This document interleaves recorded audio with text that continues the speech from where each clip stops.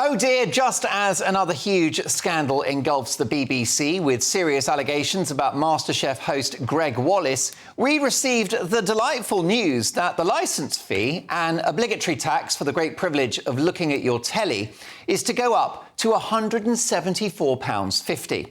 For the comfortably off, that is a rounding error. That's just a big shop at Sainsbury's. But for many others, deliberating over whether to switch on their radiator this evening, then that is a lot of money. The licence fee shouldn't be going up. It should be coming down to reflect these straitened times and to reflect the fact that broadcast technology is far cheaper these days, cameras, microphones, etc.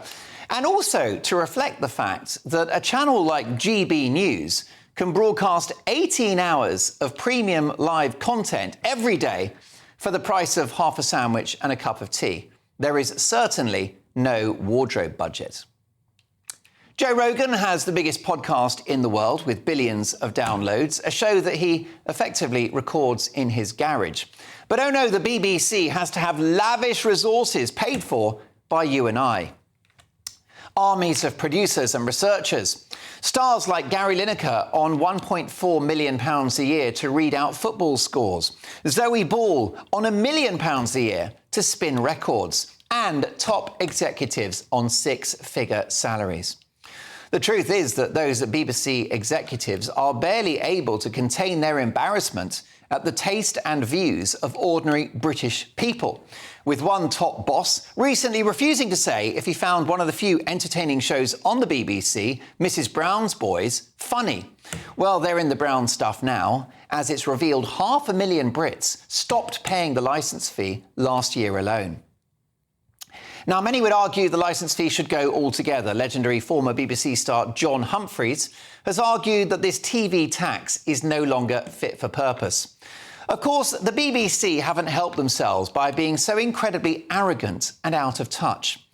We could probably swallow this annual cost if the national state broadcaster was delivering for the whole nation, but it ain't. Instead, the public are served up shows like Have I Got News For You, Question Time and Doctor Who, which all have a perceived leftist slant, whilst letting hugely popular older stars like Ken Bruce, Steve Wright and Sue Barker go. They stood accused of an anti-Brexit bias following the referendum, and during the pandemic, the BBC narrative was pro-lockdown, pro-masking and pro-vaccine tyranny, none of which, in my view, has aged well. The BBC's coverage of the October the 7th attacks upset thousands of British Jews, with the former director of television at the BBC, Danny Cohen, calling the corporation institutionally anti-Semitic. An independent report suggested that the BBC had demonstrated an anti-Israel bias on more than 1,500 occasions. And The Telegraph today report a BBC whistleblower calling anti-Jewish attitudes at the BBC, and I quote, the norm. Oh, and their star presenter Gary Lineker described October the 7th, the single worst attack on Jewish people since the Holocaust, as the Hamas thing. Charming.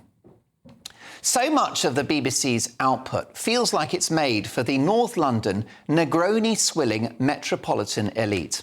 Woke, university-educated liberals who are comfortably insulated from the consequences of the soft socialism peddled by Auntie. Meanwhile, presenters like BBC Radio 5 Live's Nihal Arthur-Nyika, he can announce that he's triggered by working with white people and that it affects his mental health with no consequence. It's bad enough that the BBC's output doesn't speak to the entire nation, with attempts to ban Land of Hope and Glory and breakfast TV presenters sneering at the flag. But what's worse is that the BBC can't even keep its own house in order. Reportedly, Hugh Edwards' shocking behaviour was known for years. There was Top Gear and the almost fatal death of Freddie Flintoff following accusations of negligence. The Strictly Giovanni Panice row, of course. And now serious allegations about Greg Wallace of MasterChef. Now, one of the country's top lawyers, Mark Stevens, told Times Radio today that bad behaviour in a normal company just wouldn't be tolerated, but things seem to be different at the BBC. Why is it that the BBC seem to be incapable of managing these kind of situations? Was it that they're turning a blind eye and they haven't moved on from the 1980s, or are the systems just not fit for purpose? What is it that's different about the BBC? Why are they failing in these circumstances, and why is this not coming out much earlier? And why is prompt action not being taken? Why indeed? Now, it's a crying shame that an institution that we should love is so despised by many. But they've brought it on themselves. And this latest Greg Wallace scandal is another turn-off for a BBC that needs to get its house in order. With an income of £5 billion a year, how hard can it be? Well, very hard apparently, because new research suggests that the BBC hasn't scored an original hit for 5 years. There's a surprise. Perhaps the commissioners should dig their heads out of their backsides and get out of Islington from time to time. Our national state broadcaster has a problem. With not enough masterminds and too many pointless celebrities, the BBC is starting to look like the weakest link.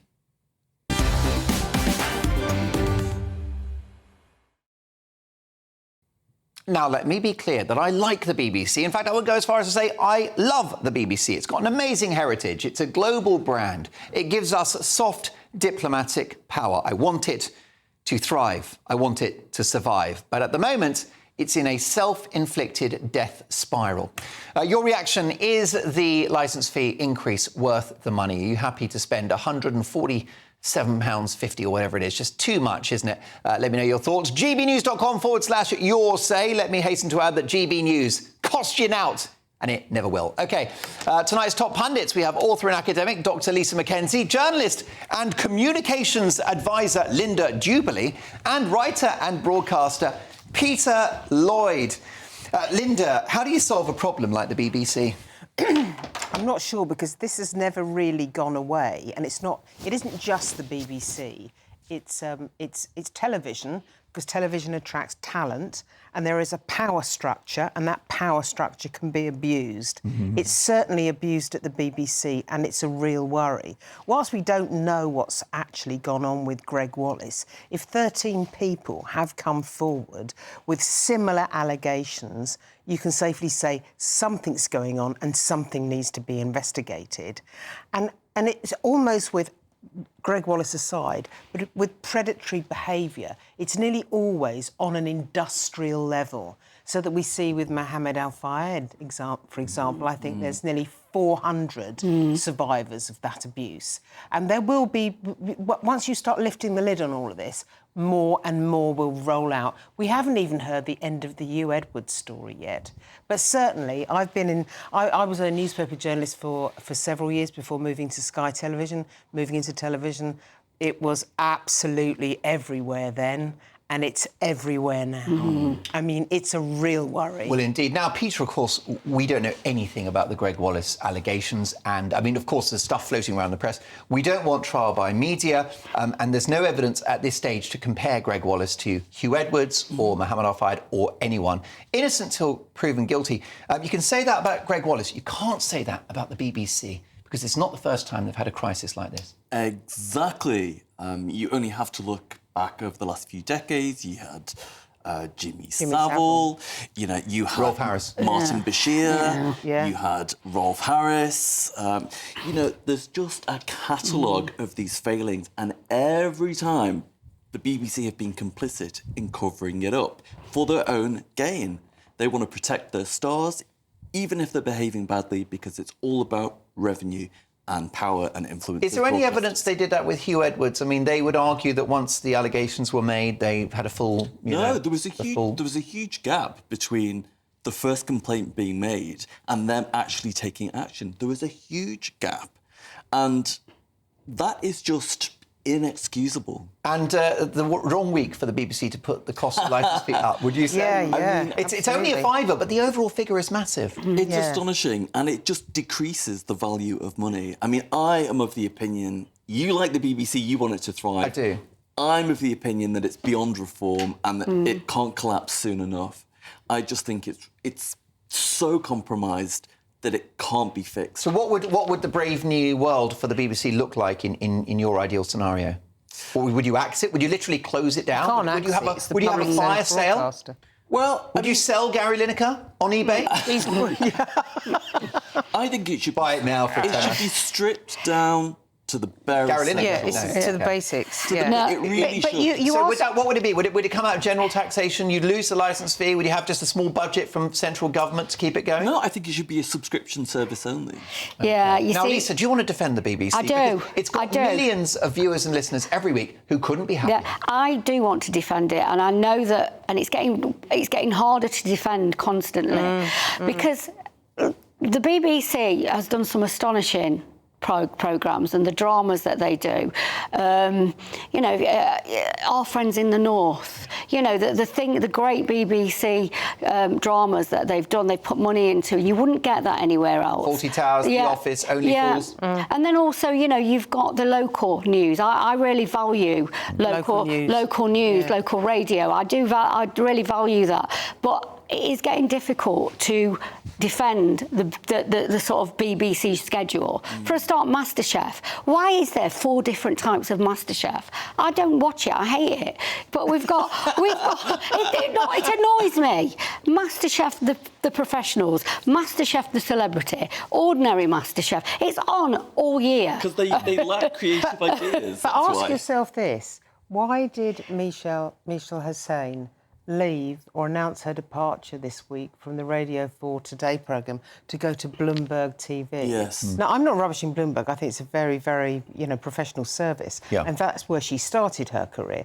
But 10 years ago, leaving the BBC's flagship radio programme to go to a niche channel would never have occurred to her. There you go. So what is that telling us about people's career strategy? Emily Maitlis, she's gone off and done Newsagents podcast, doesn't she? People aren't staying there. Andrew Marr's gone. And revealing her politics into the bargain, Right, Peter, right. along with John Sopel and others. Yeah. Well, they just can't help themselves, these people. They're supposed to be neutral, but they just can't help themselves. I'm going to have my own personal gripe about this, actually, because once upon a time, the BBC did push through working class talent. So there was the Play for Today's, Dennis Potter started there, Ken kitchen Loach. sink drama. Yeah, Yeah, kitchen sink yeah. drama. Working class talent. Yeah, but that would come doesn't through. happen now. And that is what I think is the problem of the BBC. It's not connecting with any audience. It's connecting to an audience that it thinks is there. It's in a bubble. But it's not. And I think we can say that about many media organisations. Fascinating. Well, look, I'll get to your thoughts about this at 10:30, but we've got a statement from the BBC regarding Greg Wallace. We are always clear that any behaviour which falls below the standards expected by the BBC will not be tolerated. Where an individual is contracted directly by an external production company, we share any complaints or concerns with that company and we will always support them when addressing them. And in relation to the Greg Wallace specific allegations, the Beeb said if issues are raised with us, we have robust processes in place to deal with them swiftly and appropriately. And Mr. Wallace's lawyers insist the claims are entirely false, saying the suggestion that Wallace, who has presented the popular BBC One cooking show alongside John Turode since 2005, engages in behaviour of a sexually harassing nature was entirely false.